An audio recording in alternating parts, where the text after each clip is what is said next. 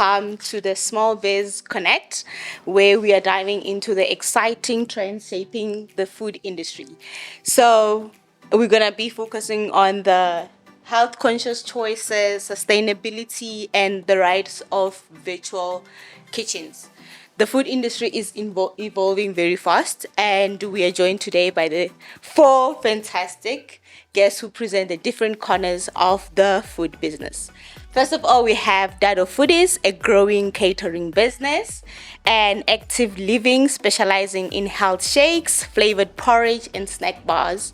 And we have K&J, fast food restaurant in the township, and Dogozo, who is doing the bread roll. Sorry, right? Yes. So can you please briefly just introduce yourself and what your business is about? Okay. Hi, everyone. My name is Mtogozo. So I run a bakery. It's called Bread Roll Bakery. It's based right here in Mamelodi. So what we do is we do bread, we do your biscuits, we do your scones, your red cake. So it's a mix and match. We cater for basic needs and then we do delicacies also. So yeah, that's our business. Right, thanks. Next. Hi everyone, I am Maroping Tumo from a company named Dado Foodies. We are a food service and beverage company. We specialize in catering and we cater for almost all the functions, but our target market is corporate and we are based in Mamelodi West. Hi everyone, I'm Koket, known as K&J Street Food. Basically K&J is a street food. We based in Mamelodi. We deal in catering, pop-up via our new mobile trailer business, and we also do tramazinis, burgers, wraps, and our most favorite, our own hot wings. All right. Hello everyone, my name is Larato Chabalala. I am based in Harangua. I run a factory in Harangua Industrial. We are agro processing those beautiful products that you see on the display. What they are instant porridge and peanut butter, which is made out of Bambara groundnut. In most cases, they know it as the marapo or a hugo bean. Our foods are natural, just food is supposed to be, and they got no artificials, no chemicals. They are just food from the farmer to the mouth that those that deserve it. Okay. That's really awesome because these days everybody is very health conscious. So to kickstart off things, let's look at the broad industry of the food. What is the biggest food trends that you are seeing in the industry right now? Anybody?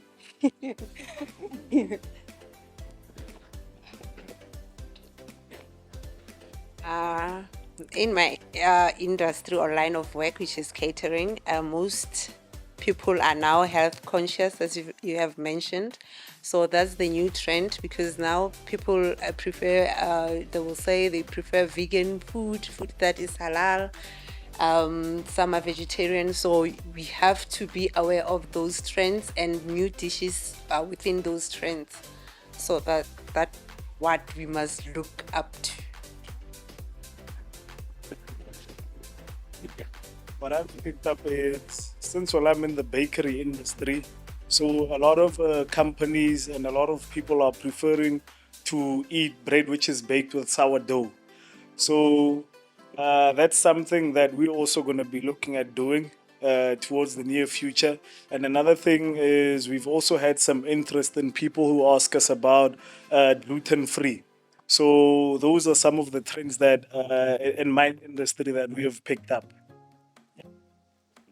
All right. In our industry, what we've noticed is that we mostly trying to push trends. So we are innovative in terms of trying to make our own dish.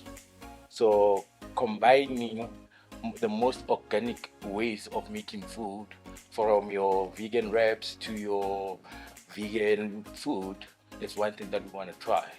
But right now we're sticking with following the trends, influencing our own trends, which of now in my industry now, the most dominated thing was partner in gas. So we have redesigned how people view Spark. making our own gourmet spice, infusing it with our own flavors of the chicken that we're making. So that's one thing that we've been pushing this year. Um, I have worked in a hospital. I'm a ex-sister by profession. Um, it was unfair for us, as a health people to receive people who comes to hospitals, and when you try to dive in the root of what exactly is the problem, it was a poor nutrition, it was malnutrition from kids, from children up until to the elderly. That was the case. That's why we dived into this business to say, what more can we add to our society, to our communities that can assist us, not only us, but even our health department to at least work together with them. So I do agree a lot with my colleagues here that nutrition, not just nutrition, but healthy wellness and lifestyle is a new in thing. No, that is very true. And since you've already mentioned that a lot of clients and customers that are now looking for allergen friendly and gluten free options, so how are you adapting your own products into this newfound like trends and requests? Like, what is it that you are actually doing to make sure that you're meeting those customer needs? To be quite honest with you, we haven't actually started meeting those kind of needs as yet, because also these are also market related. So the market that we are currently catering for, there isn't that much of a demand in my space. There isn't much of a demand for people who are looking for your gluten free and your sourdough products, compared to the actual average Joe who would just come to the store and buy whatever is there on offer. So we haven't started exploring that space as yet. It's a bit of a more long term goal. When our market grows and we get people that are actually looking for those kind of products, that's when we'll dive into it a bit more deeper. But for now, we're just keeping it basic. I don't know, maybe my other fellow entrepreneurs on this side have started doing it, and then they might give us some insight on that. Yes, for us, it's not just a trend. For us, it's lifestyle. From kids to the elderly, it's your daily choice that you need to make. We've added some questions into it. We've tested the products through the SABS for microbiology, and just tells us how serious we are, because we need to know what we give to our people. We care for our people, and we are not just here to make hand to mouth business, but we are here to build a system, and we want our system to comply with the department and all the licensing and regulations that are there. So in terms of the gluten free, our market is a very intelligent market. They are well learned. We deal with the private people. The first thing that they do is to turn the label. I was actually surprised when my brother there on the audience, or is it you or the brother? Just they turned the label and they required nutritional analysis. Those are some of the things that keeps us going as people in the health care, in the health space, because we do not just want to produce food. We want to produce that brings satisfaction and just you are sorted in all spheres of life. We haven't reached a conclusion yet, also in the fast food industry. But working with like proposal, I think also my fellow engineers will actually learn or be keen to introduce such healthy instructions like your sourdough bread into infusing with food. Something that we've been looking into, but because of the fact that we've suffered so much inflation in the township, it's hard for us to actually produce new products or to showcase new products. Because after the cause of COVID, we're trying to rebrand, we're trying to restructure, we're trying to push new trends, as I've said. So for now, I think us as a community, we just need to sit down with our fellow brothers so that we can grow into the health industry much better. With us, we didn't have a chance or the opportunity to try and learn or to try and prepare ourselves. We just had to jump into having these skills, training ourselves, because how we work, we get requests from client and they would say, I want this and this, and it's on the trend, and you just have to provide. So we have to jump into skilling ourselves, training ourselves, and implementing. Okay. Yeah, that is part of my follow-up question to ask. Like, since well, you have already identified that there are these things that are happening out there, like as you said, that maybe your clientele, your immediate clientele, they're not yet into those gluten-free and everything, but it's out there. So how is all this local and all this trend and everything shaping your menu, and how does it influence the flavor and your customer experience?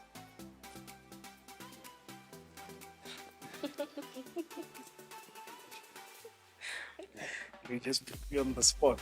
Sorry. Anybody can have a take if you're not yet ready.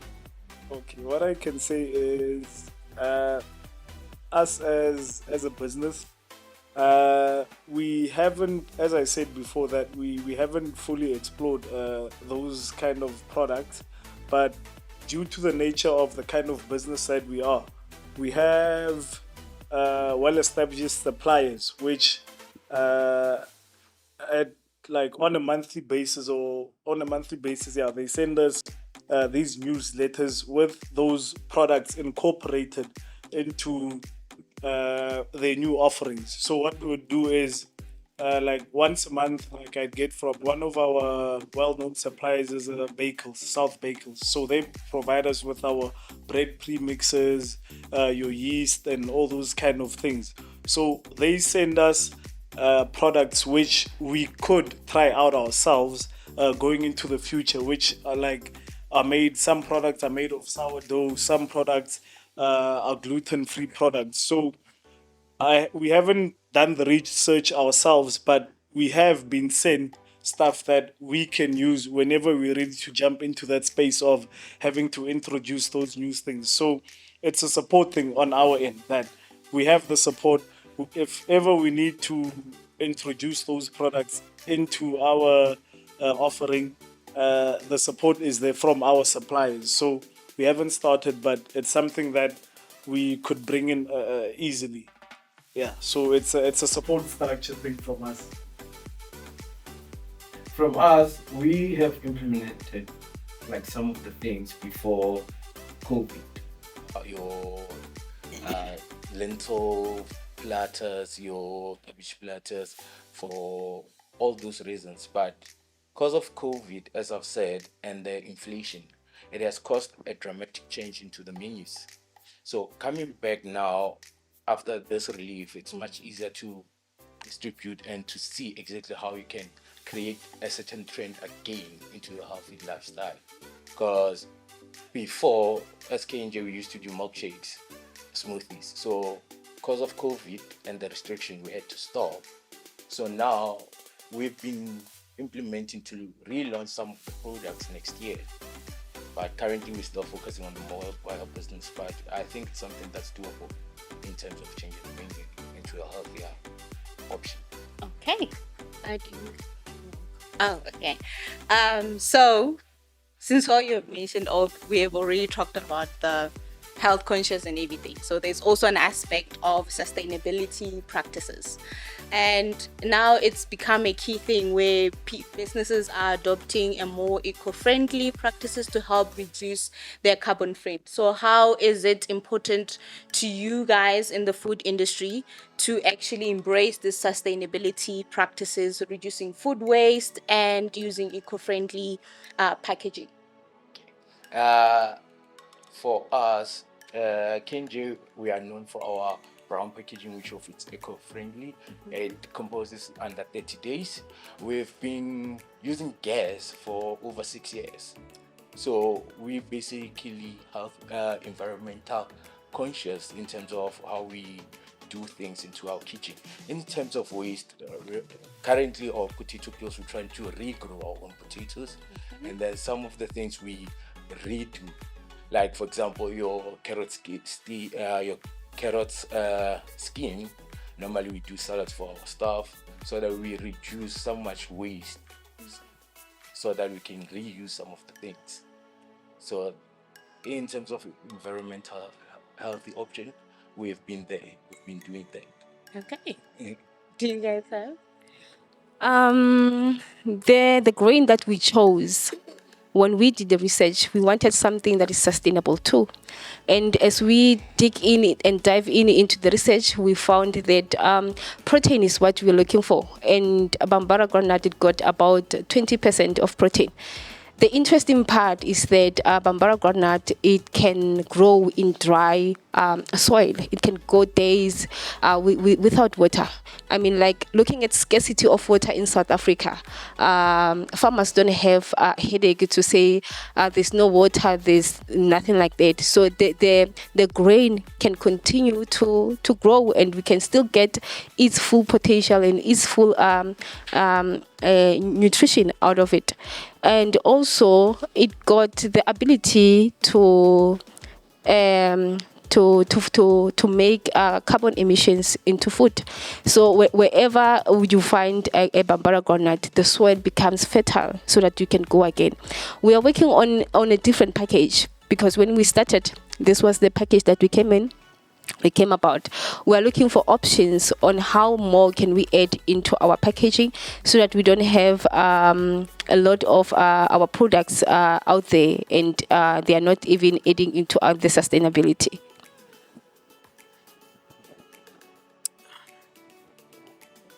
In terms of packaging, we mostly use cutlery and cookery. So on that one, I will just leave it. But how we try to minimize waste in our kitchen. After each and every event, we will have some vegetables that are left, and we would do puree. So we'll do puree with those leftovers, vegetable. and then we turn them into sauces that we can use them as we go take home. Okay. Do you have anything to add? So, so I might be giving some industry secrets here for us bakeries. Generally, bakeries don't have any waste when it comes to product. So if bread doesn't come out all right, you can remix the bread to make another batch of bread. Uh, if you don't want to remix the bread, what you can do is we can cut it up and then we do rusks with it. So with all these other products, we can, like with your scones, you can make desserts out of them. So with the products that we actually make, there's no waste at all. But with regards to the sustainability, unfortunately, our packaging is still made of plastic. So we don't have any control as to after Dado has purchased a pack of red cakes. We don't have any control over what she does with the actual packaging. So we are looking to changing our packaging for something that's more economically friendly going into the future. Awesome. So with that said, you are all practicing, you're trying to practice this sustainability and be eco-friendly. So how do you, like for you, K&J, how do you maintain or help your business maintain these practices and still continue to be affordable? Because I think it can come with like short cutting of costs and everything. So how do you then incorporate that strategically? Okay, before starting KNG, I was a chef, so it's a common norm that whether it's little or what, you do not waste.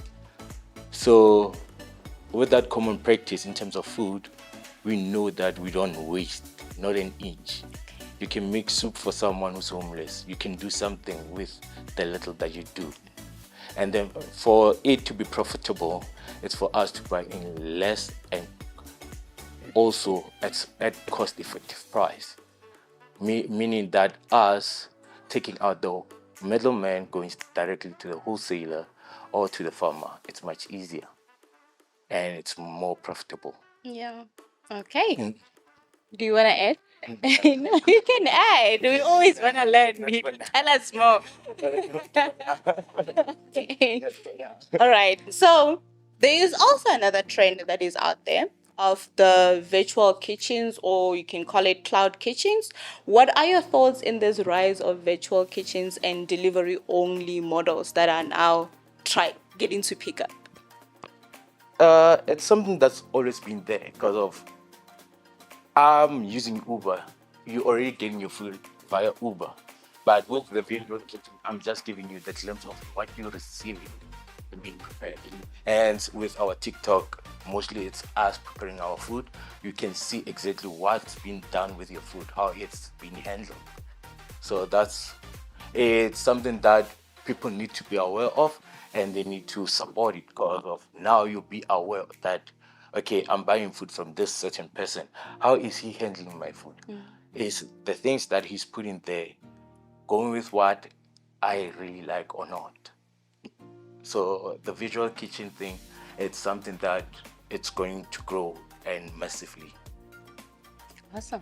Do you guys have any other thoughts? Like in terms of its growth and its impact in this food industry, which you're already in it. So do you have any? What I have observed my own in the food industry these days, the cloud kitchen. Is it a cloud kitchen? Yes, cloud kitchen. It's something that people are looking up to, and it's gonna grow. The market it's very wide for it to grow because people want to taste different types of food and then have it with, because what I've seen, they have this concept of it's a kitchen and maybe few people operating it, and you can order online different things, so you can, one store can be able to offer a lot of menus, of different types of menus, and that will bring the attention of the client, because you can eat Monday to Friday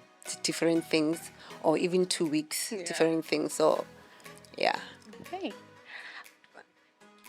All right. No, that's really true because a lot of people, they are really using it for that. Some are doing like lunch packages or meal preps and stuff like that.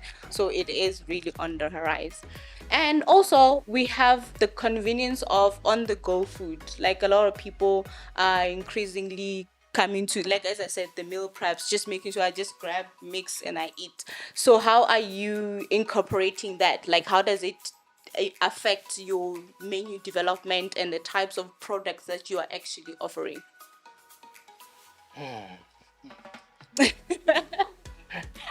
Okay, menus on the go in our industry, it's something that's common. Whether it's events or you're selling every day, menus that are developed, being there, they're actually good for the business because that's where you're gonna make money out of. That's where you're gonna make sure people know, identify, get to taste your product, whether it's little or not. So we've been preparing some of the items on the go because of with the business that I'm in, we've struggled with time before. So which of the estimated time for food was about 20-25 minutes. So out of our menu, there are some products that are less than 10 minutes. So you would say there are items on the go, which of them are profitable. Awesome. We do have a product on the go. We've got the Bambara Groundnut Energy Bars, it's just on the go, and we've got the instant. You know that one, the Bambara mix. You can cook it. It's like how you used to do it growing up, or Mutepa when they used to cook it and everything. And we've got the instant one. Guess what? The more that is bought is the instant because it's easy, it's convenient, and people don't have time now to wait for 15 minutes, 10 minutes, or 25 minutes for a meal, especially in the morning because kids needs to go to school, parents needs to be to report at work. So we are working to have more products on the go because my brother, you are correct. That's where most of the chin chin comes from. Okay. So now we come into what actually helps drive these people to get to know about your products. Like as we've already mentioned, that there is the virtual or cloud kitchen. So there is the influence of social media.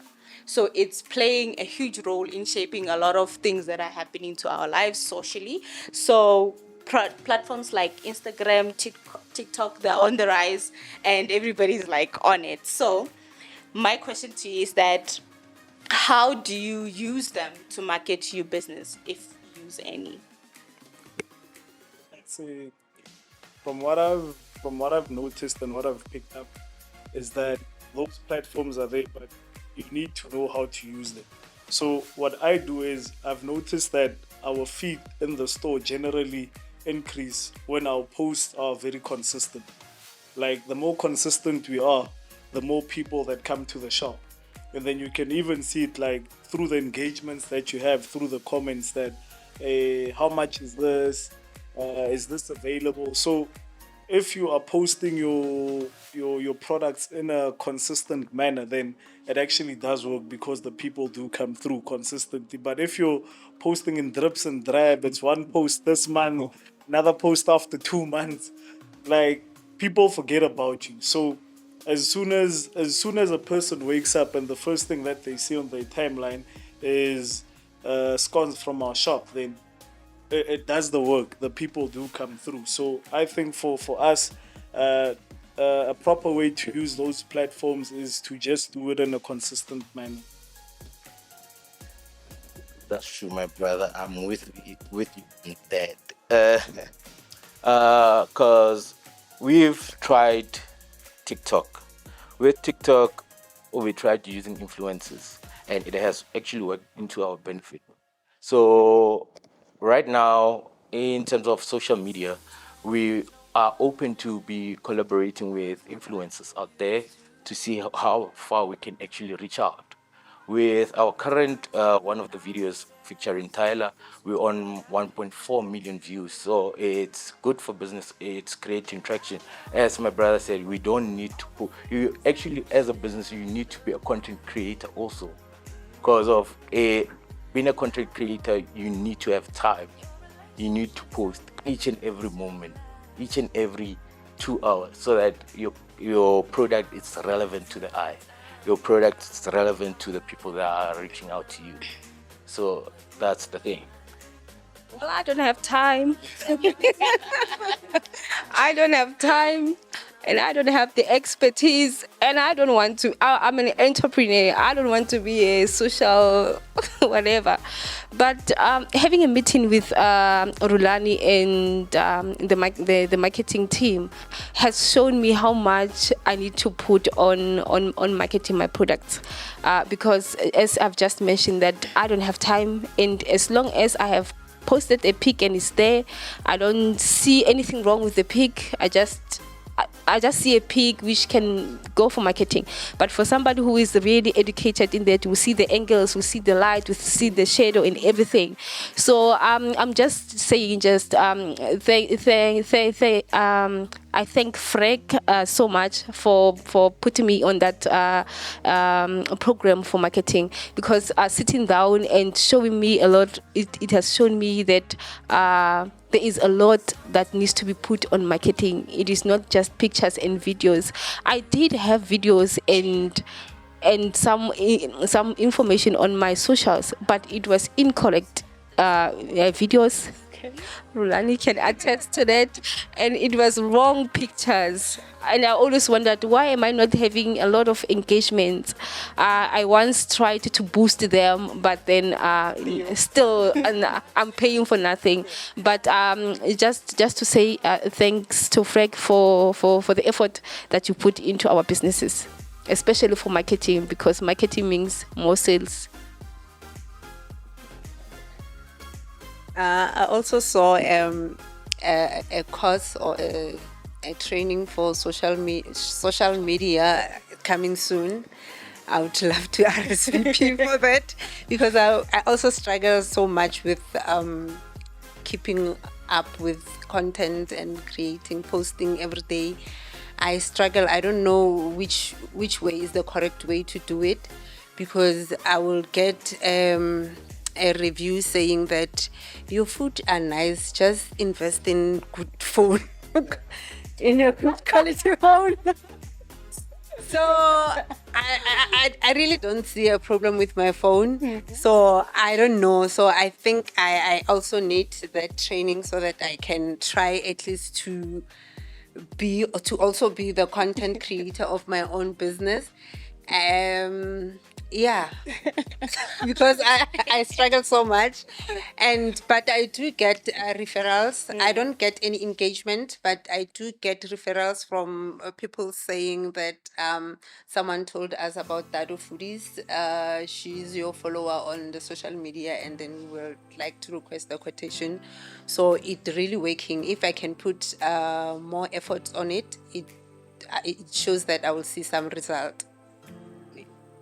Okay, well, thanks for sharing. And we all know that as entrepreneurs, there's a lot of challenges that you are facing.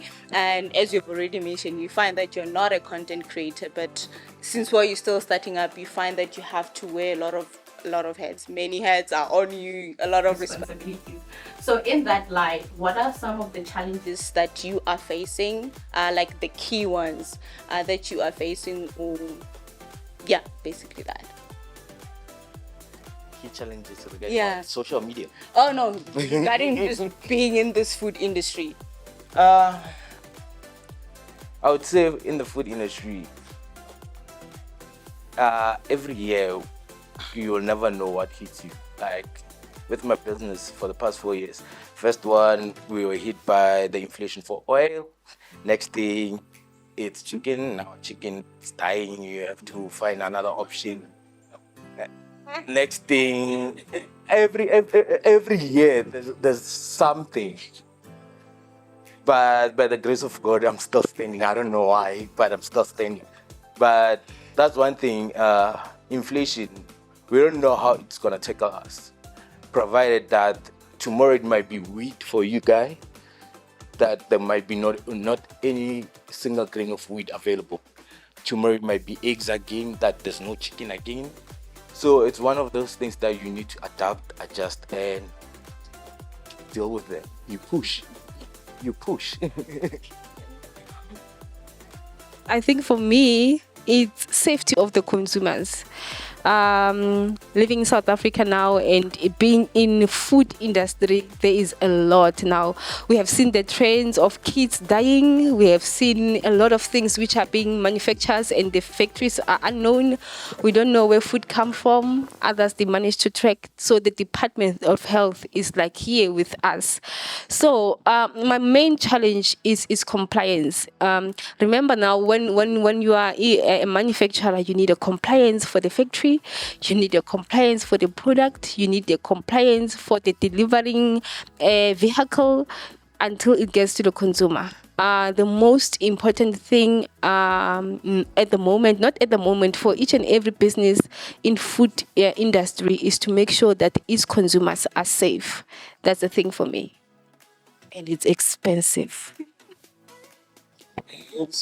I also agree that I think that the compliance for us who are locals, the playing field hasn't been leveled.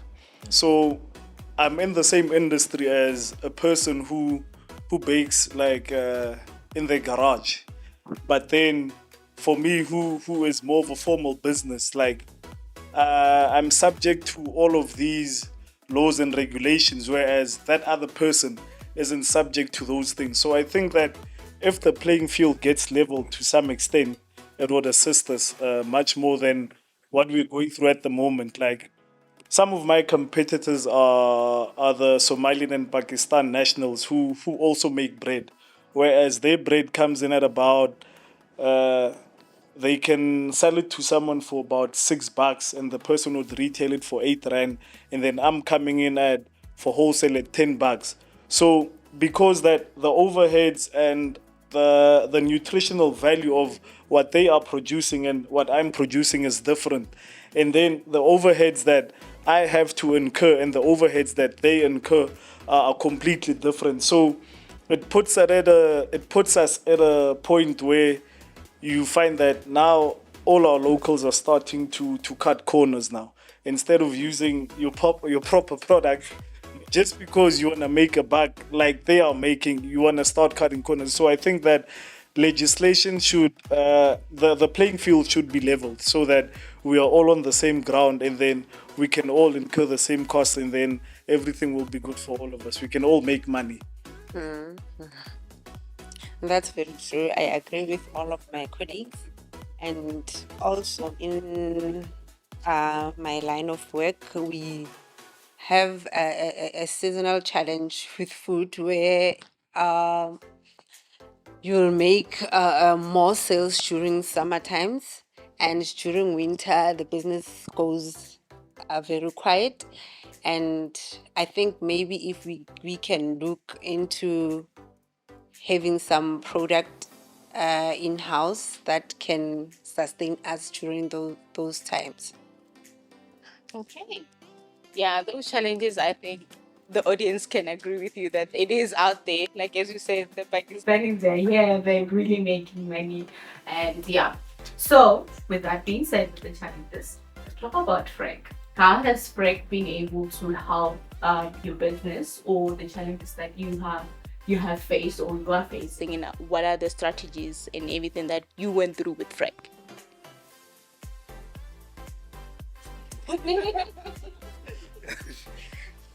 So I think I said in the wrong spot. Yeah. So with regards to me, the course that we attended, I'm a person. I'm not one of those entrepreneurs who only believe in getting money.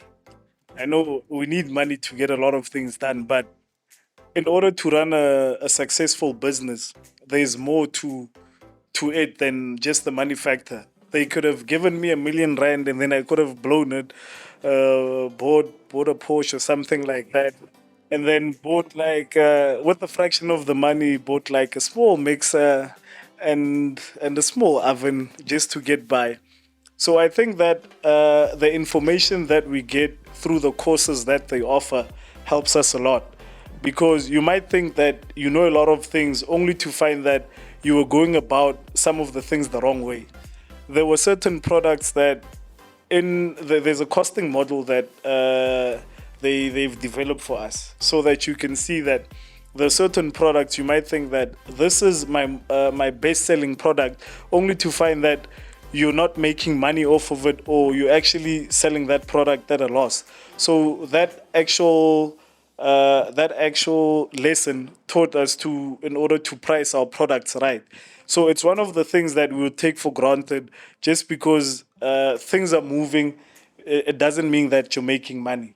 So I think it has helped me a lot in terms of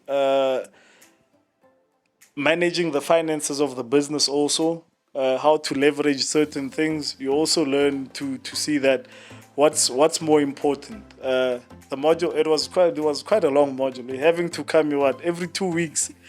Yeah, like getting away from your business, like 1 or 2 days a week, or every week. It's a bit hectic, but I think that for myself, I can say the knowledge that was passed on to us, it was beneficial, and yeah, I'm very grateful, and I thank them for that.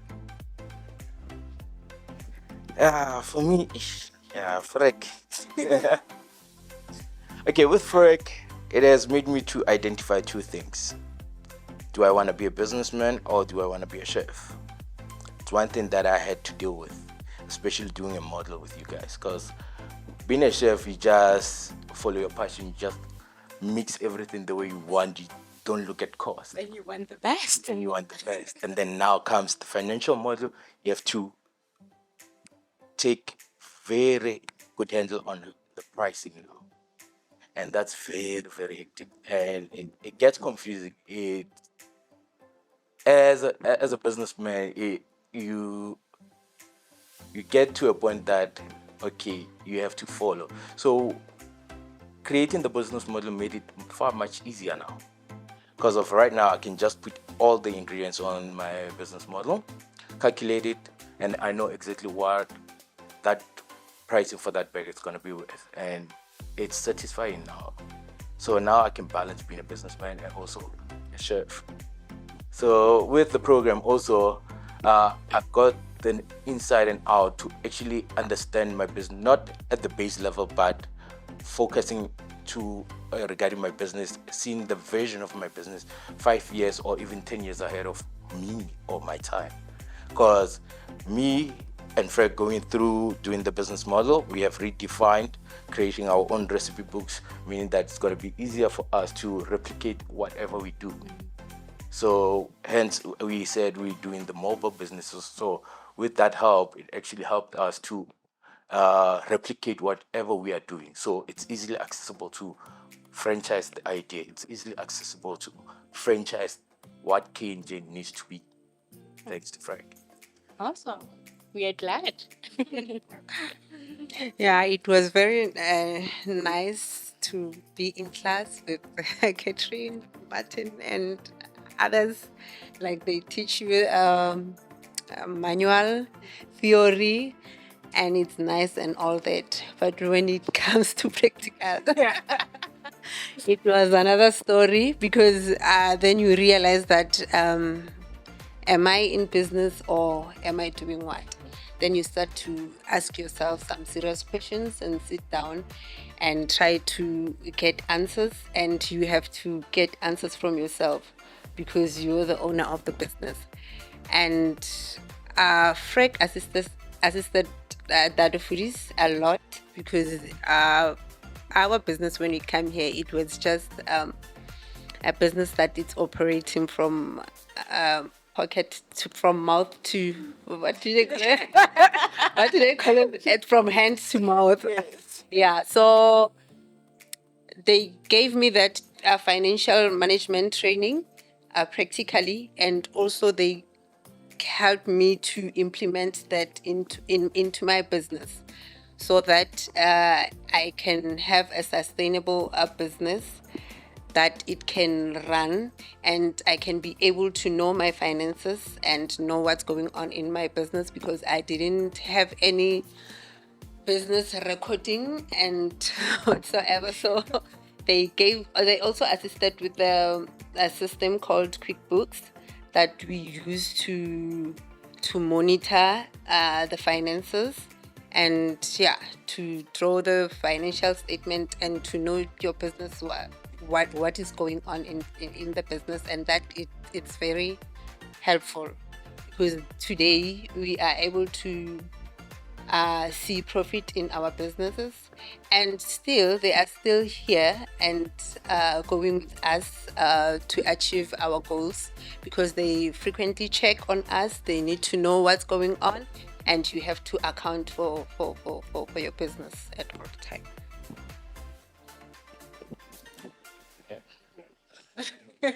Is it still gonna work like this? Is it fine? Okay. Two things that I saw, because remember, as entrepreneurs we go around looking for assistance where we can get assistance, right? And some of the stakeholders that we get ourselves into, they don't produce, and you are in the program and you just wasted your entire 6 months. Sometimes it's even a year, and when you look, it's like, oh my god, no, I wasted time. But when I got to Frank, I met Catherine, and we were doing this challenge of thinking out of the box and being innovative. She gave us the strings and some of the items to build something. And there I was cracking my head to say, I know I'm innovative. I know I'm smart. Okay. I know I'm smart.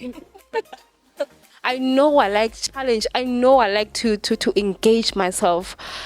Well, we went on and trying to figure out how to do the building of, what was it, Catherine? The spaghetti tower. The spaghetti keep on breaking, and what I'm like, I am not gonna leave this thing. I will definitely get it. But it taught me something. It taught me that not everything that is broken you can fix, and sometimes it's okay to ask for assistance.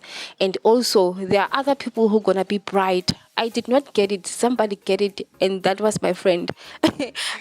And it taught me to say, we are not in competition with each other. We are in competition with poverty. We are in competition with sustainability. We are in competition with economy and all sort of things. And we need each other to work this business thing so that it can go forward. And as I went on, I heard that they said you should be able to pay yourself 7,000, 8,000. And when we left the premises, everybody was like, "How dare they? 8,000. What? But for me, it was like, yes, these are the people that they want, because we as entrepreneurs have this tendency of eating out of the business money. We do not pay ourselves, and we keep on going to the business account and transferring money, and that is stealing. And for me, that was the discipline at that time that I needed to say, you need to master your finances. You need to pay yourself, and if your business is not doing good, we need to sit down and see what is it that is not doing good, and let's work on it. Then you were the good stakeholders for me at that point.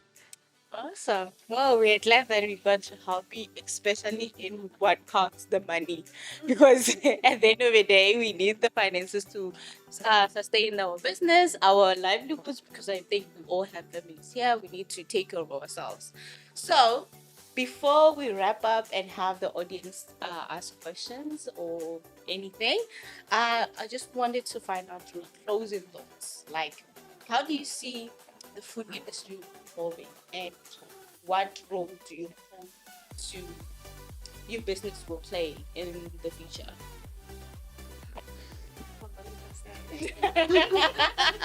Okay. As I've said, with the help of Frank, we've seen that it's possible for us to reach that 6-year mark, 5-year or 10-year mark. So, in terms of us, we foresee that we're going to be using a lot of influencers in terms to collaborate with food, in terms of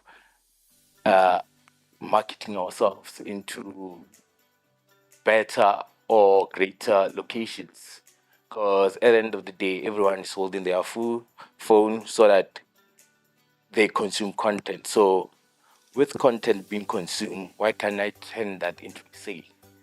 So, as I've said, we had that 1.4 million view video. So, our target now in terms of marketing is to turn that 1.4 into sales. If we achieve that, that means we can reach that 5-year target. That's my closing statement. For me, I would say working with the community, being a social business. What we do is we are going around. We are working with ECDs because we have partnered with crashes around Mabopane, Garangua. So we are teaching them about food, not only those who are in charge of the kitchen, but we are also bringing education, fun, nutrition, education to kids also, because we believe that when our kids know the real food, then we are building a nation and a society and communities that will not be shaken. We want to teach our communities the power of nutrition from young age, and why other communities are making it through nutrition. We want to teach our community the power of what nutrition can do to your mind. If we have a research today and put 5 kids here and we give them a certain nutrition, and we put 5 kids somewhere else and we give them a different nutrition, let's see the capabilities of those kids reasoning. Let's see the capabilities of those kids thinking alike, and that is what we want to achieve with our business.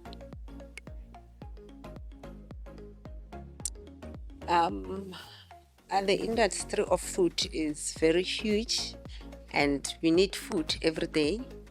So, and within the industry, there's agriculture, there's agro processing, there's bakeries, there's confectionery, and many things. And if we can collaborate and help each other, where I get my breakfast, when I cater for breakfast, I get it from bread rolls.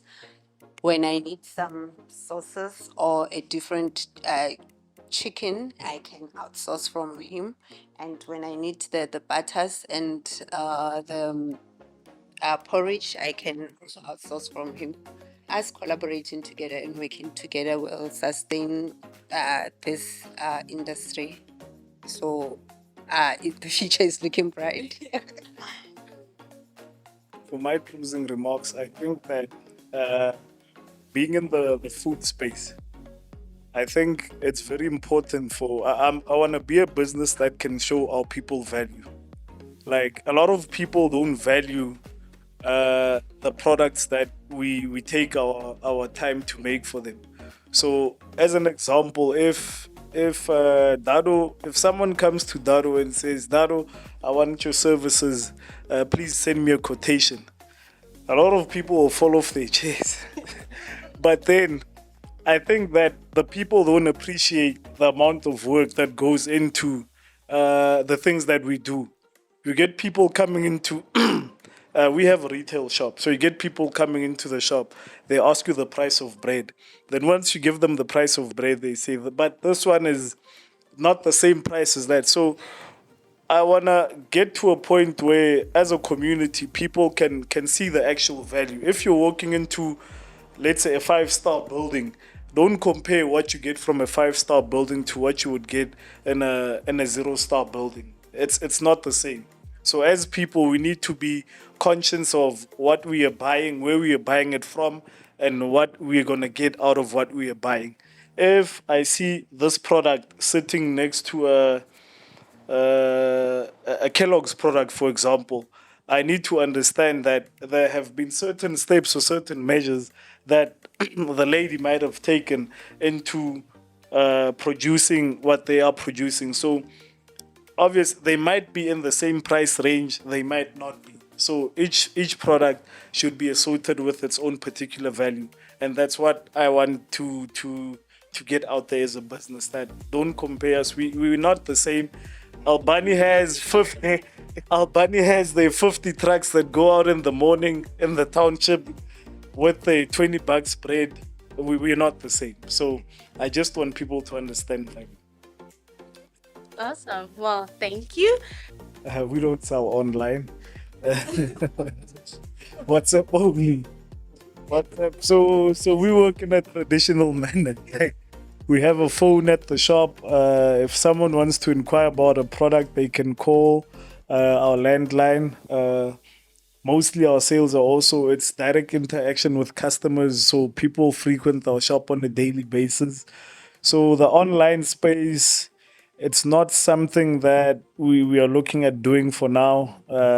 Yeah, it's like it's bread, it's buns. So also it's nice for you to see what you want to buy, what you're going to buy. So yeah, let's walk in is our main source of income. Follow-up question. How do we find you? How do we get to you? Yes, there's our number. I think I have an address also on my back here. Can actually Google your business. Yes, they can. Yes, they can. Yeah. Google, Instagram, Facebook, TikTok, all the social media. Yes, Brent will make it.